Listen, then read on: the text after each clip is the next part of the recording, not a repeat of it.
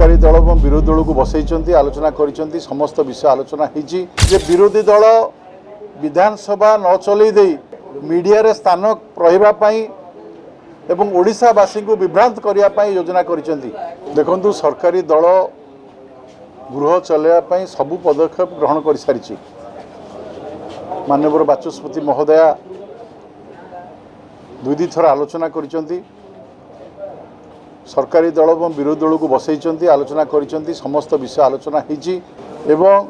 सरकार सकारात्मक ढंग से काम करुँच आमे चाहूँ जे मान्यवर विरोधी दल सदस्य माने विरोधी दल सदस्य भाव में तांकर जो अधिकार अच्छी ओडिशार स्वार्थपाई ओडिशार विकास पाई से गृह रे चर्चा आलोचना करंतु बारंबार कहुच्छी जे गृह मध्य आपणकर विषय को उत्थापन करंतु मु पचारे को चाहूँगी से 17 तारीख आज पर्यंत जो भाई भाव में से नौटंकी करुँच जो विषय नहीं चाहूँगी आलोचना करने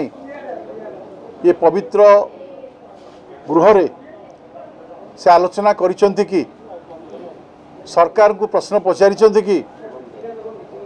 आलोचना चर्चा रे भाग नहीं करी ये विषय रे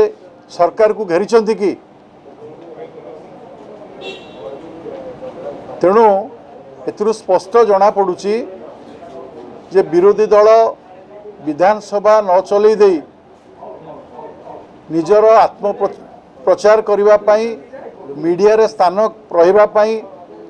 एवं ओडिशावासी को विभ्रांत करने योजना कर किंतु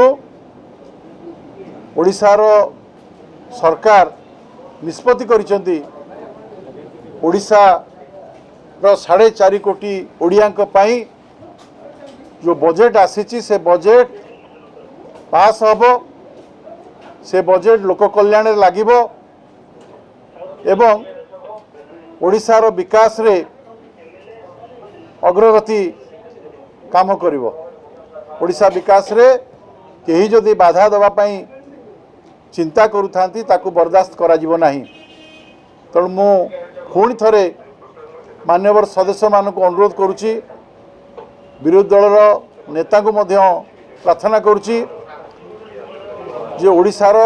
4.5 कोटी ओडियांक स्वार्थ पाई ओडिशार विकास पाई से विधानसभा काम रे सहयोग करंतु एवं विधानसभा रे शून्य काल रे प्रश्न उठांतु मुलतवी प्रस्ताव आणंतु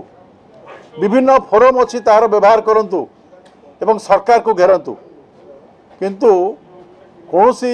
विधानसभार जो नीति नियम अच्छी ताकू न मानिकी जदि बाहर कला गंजी पिंधिबे शव संस्कार ना राम नाम सत्य कहिबे या द्वारा ना एसीबी मेडिकल कॉलेज रो समस्यार समाधान हवापाई सरकार जो चेष्टा करछन्ते सेथिरे सेमाने भागीदारी हो पारिबे तो निश्चित भाव में आउथरे अनुरोध करी विधानसभार पवित्र गुहरिया को आलोचना करंतु एवं सहयोग करंतु। विधानसभा चलछि जने महिला विधायिका घरे जो पुलिस सतर्कता भाव बसुछि बिना बाचस्पति को अनुमति ता केम देखछन देखनु महिला बाचस्पति एवं जो कथा उठुची जे महिला विधायिका मु जेतिकी जानिछि जे नवीन बाबू मध्य कहती law take in own course जे दोषी जे कौन सी जिनस संपृक्त थांती पुलिस तांको पचार उच्चार करने डाकी था तो मान्यवर विधायिका स्वामी निश्चित भाव में संपृक्ति अच्छी जदि संपृक्ति नहीं से पुलिस को डाकरा को कहीं भय कहीं पलायन कर तेणु घटनार सत्यता अच्छी आईन ता बाटे जीव एक कथा नवीन बाबू शिखई। धन्यवाद।